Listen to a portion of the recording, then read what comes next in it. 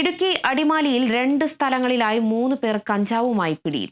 1 കിലോയിലധികം കഞ്ചാവുമായി മാവടി സ്വദേശി Joseph, 10 gram കഞ്ചാവുമായി പാറത്തോട് സ്വദേശികളായ ജെയ്സൺ ടോമി എന്നിവരാണ് പിടിയിലായത്. ഓണം സ്പെഷ്യൽ ഡ്രൈവിന്റെ ഭാഗമായി അടിമാലി നർക്കോട്ടിക് എൻഫോഴ്സ്മെന്റ് സ്ക്വാഡിലെ ഇൻസ്പെക്ടർ രാഹുൽ ശശിയും സംഘവും ചേർന്ന് പാറത്തോട് ഭാഗത്ത് നടത്തിയ പരിശോധനയിലാണ് 2 സംഭവങ്ങളിലായി കഞ്ചാവ് കൈവശം വെച്ച 3 പേരെ കസ്റ്റഡിയിലെടുത്തത്.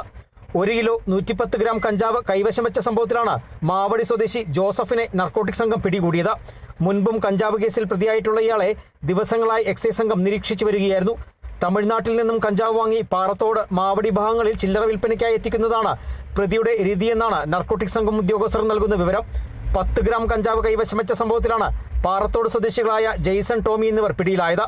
Assistant excise inspector grade Dileepan K, Sebastian P A, Biju Mathew, civil excise ഓഫീസർമാരായ അബ്ദുൾ ലത്തീഫ്, മുഹമ്മദ് ഹാഷിം, സുബിൻ പി വർഗീസ് തുടങ്ങിയവരാണ് പരിശോധനകൾക്ക് നേതൃത്വം നൽകിയത്.